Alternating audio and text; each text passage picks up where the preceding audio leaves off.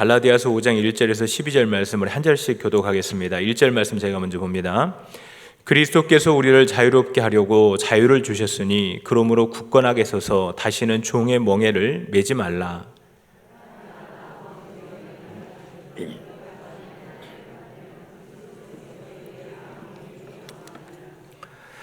내가 할례를 받는 각 사람에게 다시 증언하노니 그는 율법 전체를 행할 의무를 가진 자라.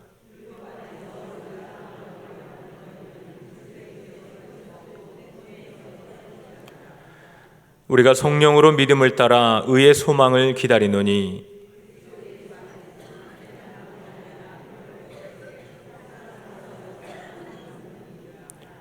너희가 다름질을 잘하더니 누가 너희를 막아 진리를 순종하지 못하게 하더냐. 적은 누룩이 온 덩이에 퍼지느니라.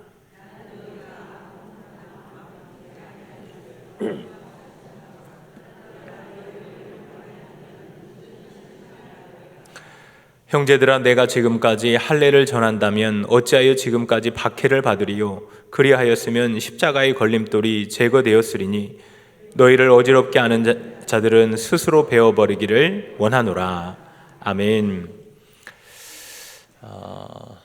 우리가 계속해서 수요일에 제가 여러분들과 갈라디아서 말씀을 살펴보고 있습니다. 우리가 지금까지 갈라디아서를 통해서 복음과 율법을 비교하면서 왜 복음이 참된 구원의 길인가 그것을 살펴왔는데, 이런 복음과 율법의 근본적인 차이점이 무엇이었습니까? 여러분, 복음을 영어로 굿뉴스라고 하죠. 굿뉴스. 아마 우리 성도님들 집에서 텔레비전에서 뉴스를 많이 시청하실 텐데, 여러분, 뉴스가 뭡니까? 뉴스는 이미 일어난 사건들 또는 일어나고 있는 사건들에 대한 소식을 우리에게 알려주는 거죠. 이것이 뉴스입니다. 그러니까 굿뉴스인 복음도 마찬가지입니다. 그리스도께서 우리를 위해서 이미 행하신 구원 사건이 복음인 거죠. 주님이 이미 우리를 구원하셨기 때문에 더 이상 우리는 구원받기 위해 애쓸 필요가 없다는 것, 그냥 주님이 이미 이뤄놓으신 구원을 믿기만 하면 되는 것, 이것이 바로 사도 바울이 갈라디아서에서 말하고 있는 복음인 것입니다. 근데 율법은 다르죠. 율법은 뭘 요구합니까? 우리가 구원받기 위해서는 계속해서 무언가를 행해야 된다고 말합니다. 때문에 율법을 지킨다는 것은 아직 구원받은 게 아니에요. 계속해서 지켜나가야 되는 거예요. 앞으로도. 율법을 하나 지킬 때는 성취감이 있을 수 있지만 그것은 아직 구원받은 것이 아니고, 구원받기 위해서 끊임없이 계속해서 노력하고 애를 써야 한다는 것, 이것이 바로 율법이 말하고 있는 것입니다. 그런데 율법의 더 큰 문제는 무엇이냐면, 우리가 죽을 때까지 노력을 해도 율법을 온전히 다 지킬 수 있는 사람이 없다는 거죠. 그래서 요즘 말로 한다면 율법을 희망 고문이라고 말할 수 있을 것 같습니다. 절대 지킬 수 없음에도 불구하고 지키기만 한다면 구원받을 수 있다고 말하는 그 희망 고문이 바로 율법이 우리에게 주는 것입니다. 그래서 바울 사도가 그렇게 그리스도의 복음, 그리스도께서 이미 이루어 놓으신 그 구원의 사건을 믿으라고 강조해 왔던 거죠. 여러분, 우리는 오직 그리스도의 복음을 믿음으로 의롭게 되었습니다. 더 이상 율법의 정죄에 시달리지 않고 그 율법의 요구로부터 우리가 자유케 된 것입니다. 근데 이 복음이 전해졌던 갈라디아 교회에 이상한 일이 일어났어요. 복음의 자유를 맛본 이 갈라디아 교회 성도들 중에 다시 율법으로 돌아가려고 하는 사람들이 생겨난 겁니다. 물론 이 일은 갈라디아 교회에 들어온 그 거짓 교사들인 유대주의자들이 구원을 위해서는 예수님도 믿고 율법도 지켜야 한다는 거짓 복음으로 그들을 미혹했기 때문에 일어난 사건입니다. 그런데 이상한 것이 무엇이라고 했습니까? 갈라디아 교회 성도들이 너무나 쉽게 이 거짓 복음에 넘어갔다는 거죠. 여러분, 왜 이런 일들이 일어나는 것입니까? 이것은 본질적으로 우리 안에 있는 죄성 때문에 그런 것입니다. 여러분, 죄의 핵심이 무엇입니까? 죄의 핵심은 자꾸 자기를 높이려고 한다는 거죠. 우리가 창세기 시작에서도 봤잖아요. 아담과 하와가 하나님 앞에 범죄한 이유가 무엇입니까? 자기가 하나님 같아지려고, 자기를 높이려고 하는 것이 이 죄성의 핵심인 것입니다. 그래서 이 우리 안에 있는 죄성은 자연스럽게 우리를 뭘 추구하게 만드냐면 자기 의를 추구하게 만들어요. 내가 뭔가를 잘하고 내가 뭔가를 해내어서 내가 의로운 사람이라는 것을 증명하려고 한다는 겁니다. 그래서 이 율법주의자들이 말했던 거짓 복음과 그 안에 있는 자기를 자랑하고 싶은 마음들이 딱 들어맞아서 그들이 너무나 쉽게 이 율법주의에 넘어가게 됐던 겁니다. 또 한 가지는 이 세상의 가치관이 그들에게 너무나 뿌리 깊게 박혀 있어서 하나님의 호의를 잊기 위해서는 뭔가를 해야 한다는 그 강박이 있는 거죠, 우리에게. 세상 사람들은 그렇잖아요. 뭘 아무것도 없는데 호의를 베풀어주면 우리 오히려 이상하게 생각하지 않습니까? 뭔가를 해주고 대가를 치르고 그때 뭔가를 얻어낼 수 있다는 것, 이것이 세상의 가치관이기 때문에 그 세상에서 살아왔던 이 갈라디아 교회 성도들이 너무나 쉽게 이 거짓 복음에 속아 넘어갔던 것입니다. 그런데 여러분, 계속해서 우리가 말씀을 나누는 것이지만 우리는 오직 믿음으로만 하나님 앞에 의롭게 설 수 있는 것입니다. 그래서 바울 사도가 이 이신칭의 복음에 대해서 계속해서 귀가 따갑도록 갈라디아 성도들에게 또 저와 여러분들에게 계속해서 선포했던 겁니다. 여러분, 이 복음에는 자유가 있어요. 지난 시간에 말씀을 나누었던 것처럼 기억은 안 나시겠지만 우리는 여종의 자녀가 아니고 자유 있는 여자의 자녀라고 말했습니다. 그러니 우리에게는 자유가 주어진 것이죠. 근데 자유를 받았음에도 종의 멍에를 지려고 이 갈라디아 교회 성도들이 돌아가고 있는 거예요. 사도 바울은 너희는 자유 있는 여자의 자손으로 태어났기 때문에 더 이상 종의 멍에를 매는 그런 삶을 살지 말고 복음의 자유를 누리는 삶을 살라고 말씀하고 있는 것입니다. 저와 여러분들도 이 종의 멍에를 매는 그런 삶이 아니라 복음의 자유를 누리시는 그런 삶을 살아갈 수 있게 되기를 주님의 이름으로 축원드립니다.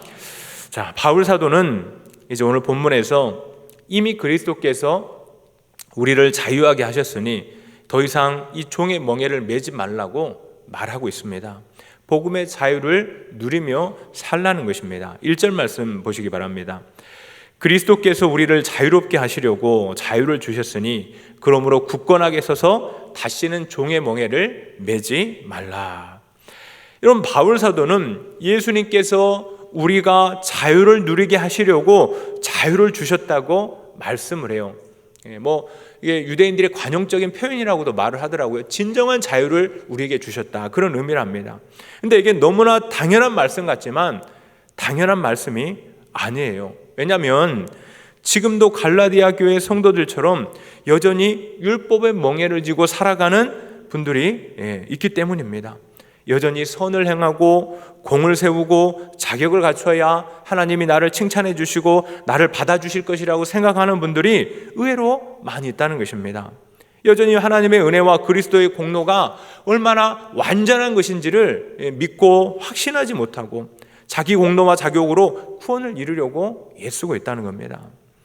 근데 여러분, 이것은 성경이 말하는 것이 아니고 아까도 잠깐 말씀드렸지만 세상이 말하고 있는 가치관입니다. 세상은 내가 가치 있고 더 나은 존재가 되어야지 인정받고 받아들여질 것이라고 계속해서 우리에게 말씀을 하죠. 그래서 더 뛰어난 사람이 되라고 계속 말하는 겁니다. 그런데 여러분, 우리가 받은 구원은 내가 괜찮은 존재가 되어서 받은 것이 아니라 오직 그리스도의 공로에 의해서 하나님께 받아들여졌고 사랑받는 자가 되었다고 계속 우리에게 말씀을 했잖아요.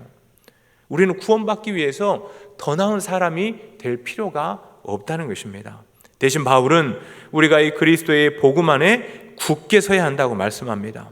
이 그리스도의 복음이 우리 구원의 기초, 자유의 기초로 이 복음을 구원의 기초, 자유의 기초로 삼아야 우리가 흔들리지 않는 삶을 살 수가 있다고 말씀을 하는 것입니다. 만약 이것이 흔들린다면 우리는 다시 율법의 멍에를 메고 종노릇 할 수밖에 없다고 말하는 거죠. 우리 사랑하는 성도 여러분, 종의 멍에를 매지 않으려면 항상 그리스도께 붙어 계셔야 됩니다. 우리가 자랑할 것은 나의 의가 아니고 그리스도의 의인 것입니다. 여러분, 우리에게는 그리스도인이 된 뒤에도 여전히 끊어버리지 못하는 악한 습관들이 있고, 여전히 사랑 없고 거짓된 그런 부끄러운 모습들이 많이 남아 있습니다. 여러분, 예수님 믿는다고 하루아침에 우리가 예수님처럼 되는 건 아니잖아요. 그래서 나의 의가 아닌 그리스도의 의를 붙들어야 하는 것입니다. 사단이 우리의 죄를, 우리의 이 연약한 모습들을 참수하며 치고 들어올 때 우리는 나의 선함과 나의 어떤 자격이 아니고 오직 예수 그리스도의 공로로 말미암아서 내가 하나님의 자녀가 되었다는 것을 확신 있게 말할 수 있으셔야 된다는 겁니다. 그래야 더 이상 우리가 종의 멍에를 매지 않고 자유의 삶으로 나아갈 수 있게 되는 거죠. 여러분, 바울은 이 거짓 교사의 유혹에 흔들리는 갈라디아 교회 성도들에게 그리스도의 복음만이 참 복음이고 자유를 주는 것이라는 것을 역설한 후에 이제 그들이 더욱 이 복음의 진리에 굳건히 서도록, 그들이 그렇게 따르고자 했던, 그들이 미혹되었던 그 율법주의의 결과가 무엇인가를 경고하고 있습니다. 그 경고가 몇 가지가 나오는데, 첫 번째는 그리스도께서 율법주의를 따르게 되면 그리스도께서 우리에게 아무 유익이 없게 된다는 겁니다. 2절 말씀 보세요. 보라, 나 바울은 너희에게 말하노니 너희가 만일 할례를 받으면 그리스도께서 너희에게 아무 유익이 없느니라. 여러분, 바울이 여기서 말하는 할례는 인간의 행위와 공로에 기초한 율법주의를 이제 대표해서 말하고 있는 겁니다. 이미 앞에서 살펴본 대로 거짓 교사들은 그리스도를 믿는 것만으로는 구원이 불완전하다고 주장을 했어요. 그래서 거기에 할례를 더하고 절기를 지키고 금식 같은 것을 해야 구원받을 수 있다고 말했던 겁니다. 그런데 여러분, 바울이 지금 그 결과가 무엇이라고 말합니까? 그것이 구원을 이루어가는 것이 아니고 오히려 그리스도께서 너희에게 아무 유익이 없게 되는 것이다, 그렇게 말을 하죠. 왜 그렇습니까, 여러분? 아니, 예수님도 믿고 안전장치로 할례도 받고 하면 더 좋은 거 아닙니까? 그렇게 말할 수도 있지만, 여러분, 믿음에 할례를 더한다는 것은, 율법주의를 더한다는 것은 구원의 안전장치가 되는 것이 아니고 그리스도의 복음을 믿지 못한다는 의미가 되는 겁니다. 그렇기 때문에 복음에 무엇을 더하면 그리스도를 불신하는 것이고, 그래서 그리스도의 복음이 그들에게는 아무런 유익이 될 수가 없게 된다는 겁니다. 여러분, 구원은 그리스도 안에서 이미 완성되었어요. 복음은 무언가를 더할 수 있는 그런 게 아니라는 겁니다. 복음에 무엇을 더한다는 것은, 그것은 복음을 인정하는 것이 아니고 복음을 부인하는 결과를 낳게 되는 것입니다. 우리에게는 복음이냐 율법이냐 둘 중에 하나 선택이 있을 뿐이지 그 중간에 설 수는 없는 거예요, 여러분. 여러분, 우리는 은혜의 복음을 믿어서 구원받고 의롭게 되었습니다. 그리고 구원받은 후에도 우리에게는 오직 하나님의 은혜가 필요할 뿐입니다. 구원의 감격으로 열심을 내는 것은 좋은 것이지만, 구원받은 후에 내가 하나님께 더 잘 보이고 하나님께 무엇을 얻어내기 위해서 열심을 내는 것은 여전히 종의 멍에를 메고 있는 것과 다르지 않은 것입니다. 우리 사랑하는 성도 여러분, 언제나 이 은혜의 복음을 선택할 수 있기를 축복합니다. 그 길이 생명의 길이고 자유의 길인 것입니다. 그런가 하면 율법주의의 결과 두 번째는 모든 율법에 순종해야 한다는 겁니다.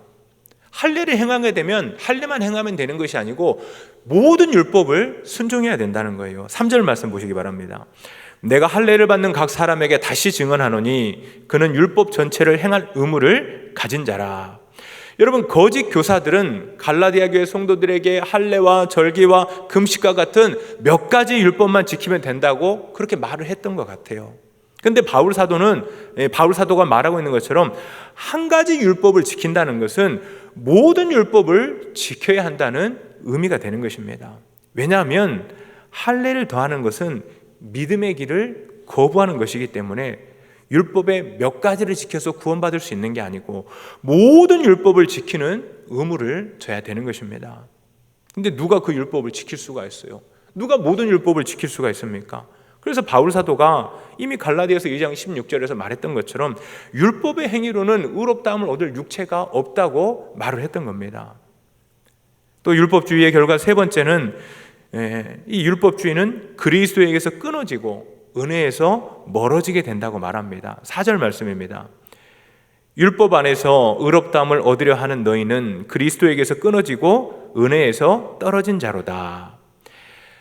여러분, 바울 사도는 율법을 지켜서 자신의 행위로 의롭다함을 얻으려고 하는 것은 유익이 없는 정도가 아니고 이제 그것은 그리스도에게서 끊어지는 것이고 은혜에서 떨어지는 것이라고 말합니다. 무슨 뜻이겠어요? 구원을 잃어버리게 된다는 겁니다. 여러분, 율법주의는 은혜에서 끊어지는 겁니다. 그래서 율법주의적 신앙의 특징이 뭐냐면 은혜가 없어요. 은혜가, 여러분, 은혜가 없으면 어떻게 됩니까? 자꾸 자기가 잘났다고 주장하게 되고 싸우게 되고 다투게 되고 경쟁하게 되고 분열하게 되는 겁니다. 여러분, 은혜로 산다는 것은 빚진 자의 심령으로 사는 거예요. 용서받지 못할 죄인을 구원해 주신 그 예수 그리스도의 사랑과 은혜에 감격해서 나도 주님을 따라 용서하며 섬기는 삶을 살아야겠다. 그 빚진 자의 심령을 가지고 살아가는 것입니다. 그런데 여러분, 이게 쉬운 게 아니죠. 우리가 매일매일 주님을 따르겠다고 다짐을 하지만 여러분, 그것이 얼마나 쉽게 무너지는지 우리가 매일 경험하면서 살아가잖아요. 근데 여러분, 그렇기 때문에 은혜로 사는 사람은 더욱 자기를 의지하지 않고 더욱 성령을 의지하게 되는 거예요. 내가 얼마나 약한 존재인지 알기 때문에. 여러분, 5절 말씀 보세요.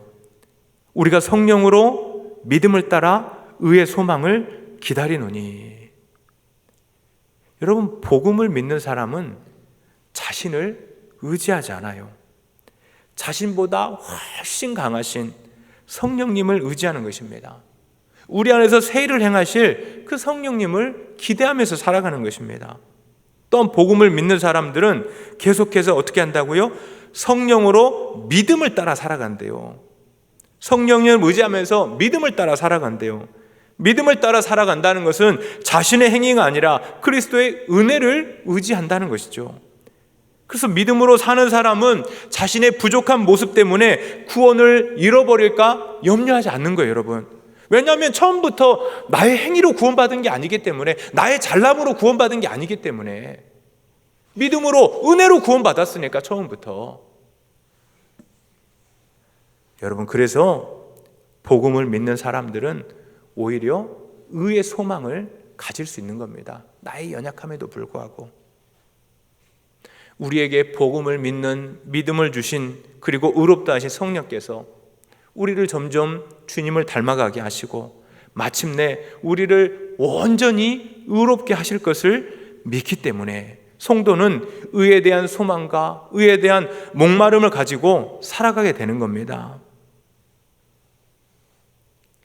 자신의 행위로 더 의로워지려고 그러는 것이 아니라 의에 대한 하나님께서, 주님께서 반드시 나를 완전한 의에 이르게 하실 것이라는 그 확신과 소망을 가지기 때문에 더욱더 의를 갈망하는 삶을 살아가게 된다는 겁니다. 그래서 여러분, 참된 성도는 자유를 누리지만 그 자유 안에서 방종하지 않는 거예요. 의로운 삶을 꿈꾸면서 살아가기 때문에. 뿐만 아니라 믿음으로 사는 사람에게는 반드시 나타나는 것이 있는데 그것이 바로 사랑입니다. 여러분, 6절 말씀 보십시오. 그리스도 예수 안에서는 할례나 무할례나 효력이 없으되 사랑으로서 역사하는 믿음뿐이라. 여러분, 진정한 믿음은 뭐로 나타난다고요? 사랑으로서 나타난대요. 사랑으로 나타나요. 사랑으로. 무엇을 행해서 인정받으려는 것이 아니고 그리스도의 사랑으로 구원받았음을 알기 때문에 자신 역시 사랑으로 행하는 삶을 사는 것입니다. 구원의 은혜를 받은 사람, 그것을 믿는 사람들은 그래서 반드시 사랑의 삶을 살아가게 되는 것입니다. 여러분, 참된 복음은 이렇게 성도들을 그리스도와 그 은혜에 집중하게 만들지요. 그리스도가 아닌 다른 것에 열심을 내게 만든다면 여러분, 그것은 참된 복음이 아니고 거짓 복음일 가능성이 많습니다. 거짓 복음은 우리를 우리를 그리스도에게서 끊어지게 만들어요. 굉장히 열심을 내게 만듭니다. 율법주의는 너무나 우리에게 열심을 내는 삶을 살게 만들죠. 근데 그 결과가 뭐라고요? 은혜에서 멀어지고 그리스도에게서 끊어지는 거라고 말했어요. 열심을 내는데 점점 그리스도에게서 멀어지는 거예요. 은혜가 없어지는 거예요, 삶에.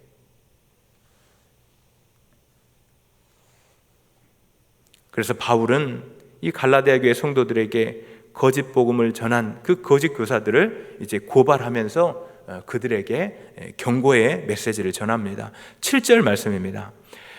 너희가 다름질을 잘하더니 누가 너희를 막아 진리를 순종하지 못하게 하더냐.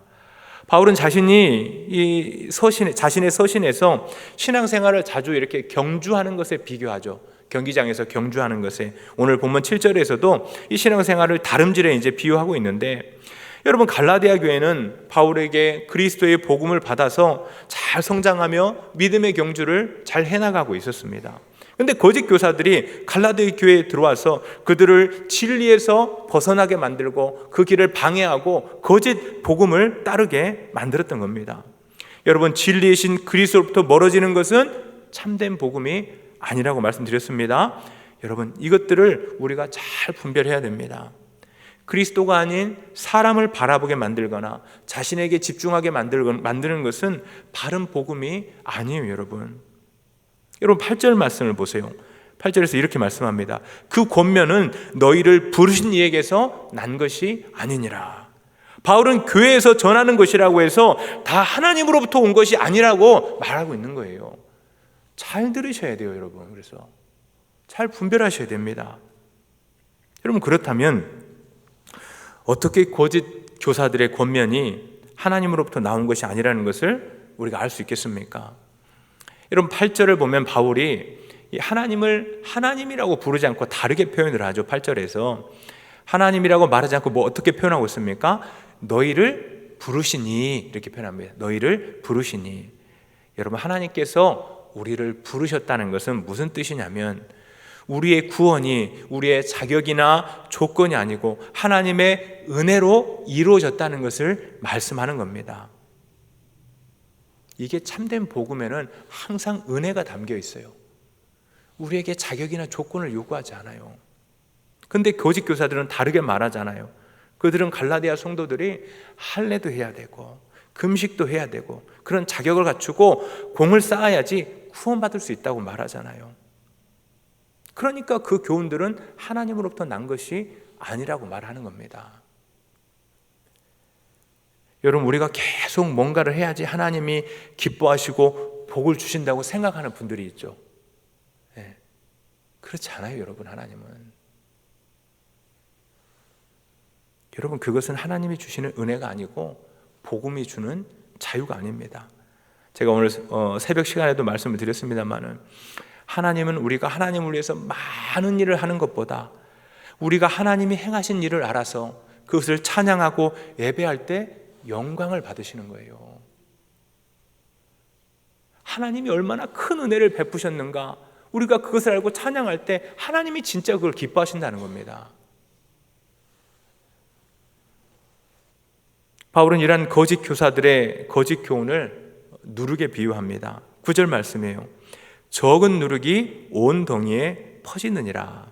여러분, 신약 성경을 보면 이 누룩을 죄와 거짓 교훈에 비유할 때가 많은데 바울 역시도 이 거짓 교사들의 교훈을 누룩이라고 말합니다. 여러분, 누룩의 특징이 뭡니까? 아무리 적은 양이라도 온 덩이에 퍼져서 그걸 다 부풀게 만들어 버리는 거예요. 여러분, 거짓 교사들이 전한 교훈은 예수를 믿지 말라는 게 아니었어요. 여러분, 예수를 믿어. 근데 거기에 몇 가지만 더해. 그렇게 말했던 거예요. 사소한 것 같죠, 여러분? 사소한 것 같죠. 근데 그것이 절대 사소한 것이 아니라는 겁니다. 우리가 앞에서 살펴본 것처럼 그 사소한 것이 은혜의 복음을 부정하는 것이 되고 그리스도에게서 끊어지게 만들어버리는 것입니다. 여러분, 작고 사소해 보인다고 해서 그것이 결코 작은 것이 아닙니다. 여러분, 지금 교회의 가장 큰 특징이 세속화라고 합니다. 세속화. 현대 교회의 특징. 세상을 닮아가고 있다는 겁니다. 근데 여러분, 그걸 얼마나 느끼십니까? 우리 교회가 세속화 되었다고 느끼십니까, 여러분? 잘 느끼지 못해요. 우리 사랑하는 성도 여러분, 영적으로 민감해지셔야 됩니다. 어떤 것이 하나님으로부터 온 것인지, 어떤 것이 세상으로부터 온 것인지, 어떤 것이 잘못된 것인지 분별하실 수 있어야 돼요. 대충 믿는 것이 아니고 주의 말씀을 가까이 하셔서 하나님의 뜻을 분별할 수 있는 저와 여러분들이 될 수 있기를 축복합니다. 여러분, 바울은 믿음이 흔들리는 이 갈라디아 성도들로 인해서 굉장히 예타는 마음을 가지고 있어요. 이 갈라디아서를 읽어보면 그게 너무나 바울의 그 안타까운 마음들이 나타나죠. 근데 너무나 놀라운 것은 오늘 보면 10절 말씀을 보면 그럼에도 불구하고 바울은 이 모든 일들이 바로잡힐 것이라고 믿고 있습니다. 10절 말씀 보세요. 나는 너희가 아무 다른 마음을 품지 아니할 줄을 확신하노라. 그러나 너희를 요동하게 하는 자는 누구든지 심판을 받으리라. 여러분, 바울은 갈라디아 성도들이 다시 믿음의 길로, 자유의 길로 돌아올 것을 확신하고 있어요. 그런데 이 확신은 갈라디아 성도들이 믿을만 하기 때문에, 그들이 괜찮은 사람이기 때문에 확신하는 게 아니에요. 바울의 확신은 어떤 확신이라고 말합니까? 주 안에서 확신하노라, 그렇게 말하죠. 주 안에서 확신하노라. 주님께서 그들을 붙들고 계시기 때문에 주님이 그들을 다시 회복시키실 것을 믿는다는 것입니다.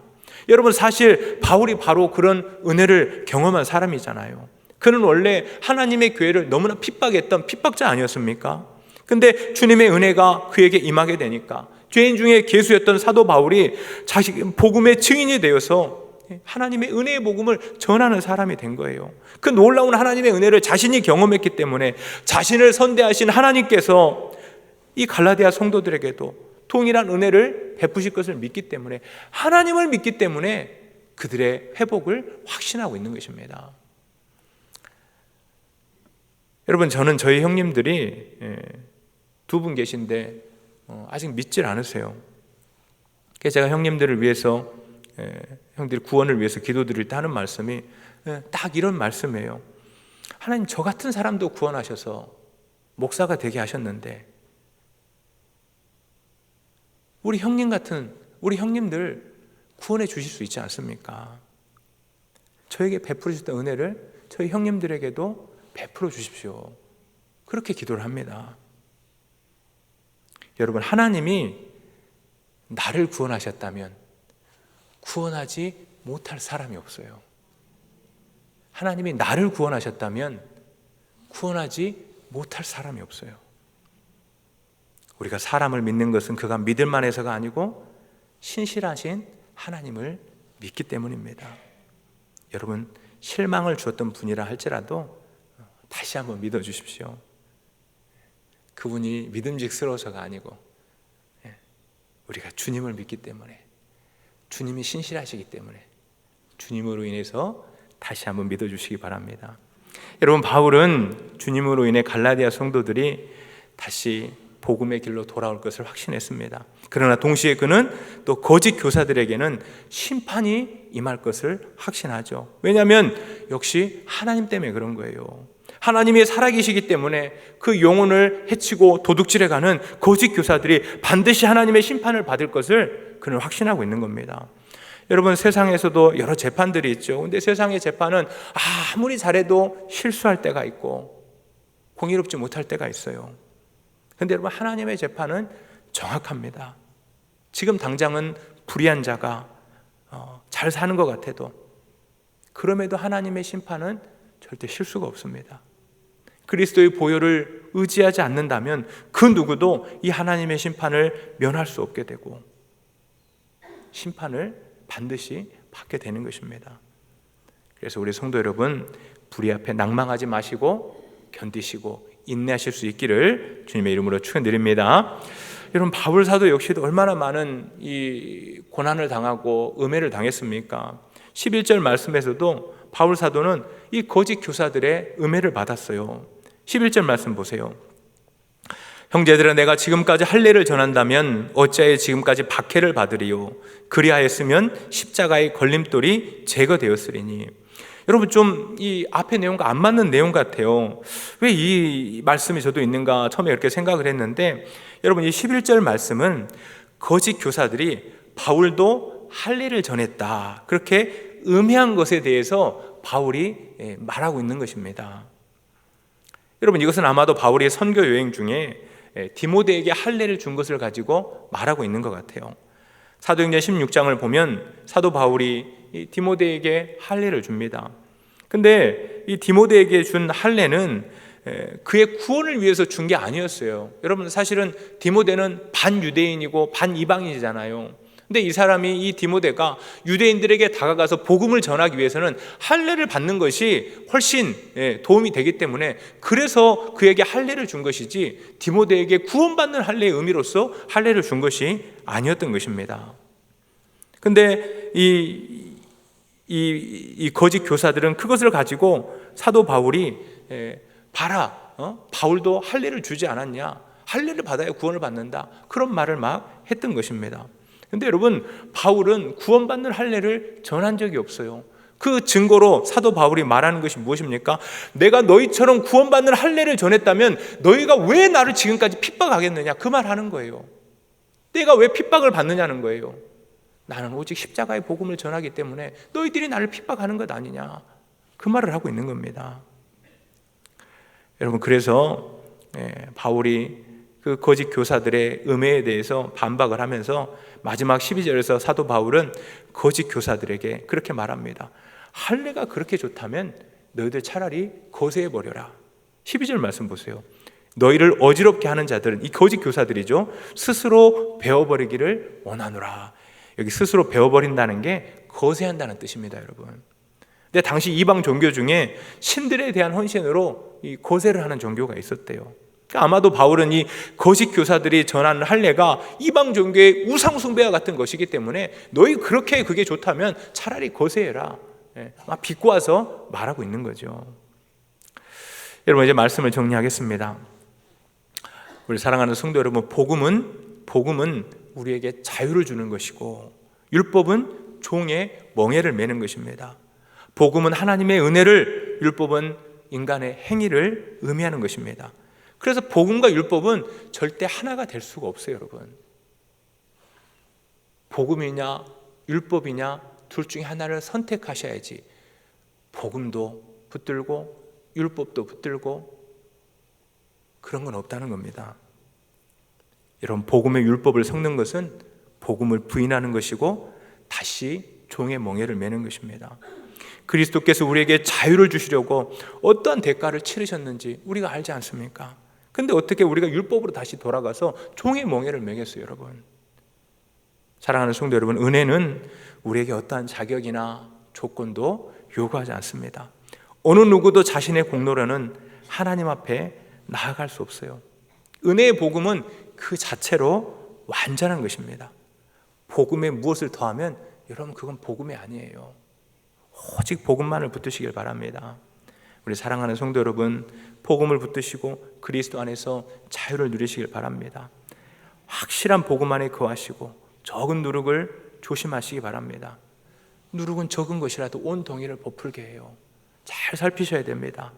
성령께서 저와 여러분들에게 이 복음의 진리를 깊이 깨닫게 하셔서 참된 복음과 거짓 복음을 분별하고 자유를 누리며 사랑의 삶을 살아갈 수 있는 그런 은혜를 베풀어 주시기를 주님의 이름으로 축원드립니다. 아멘.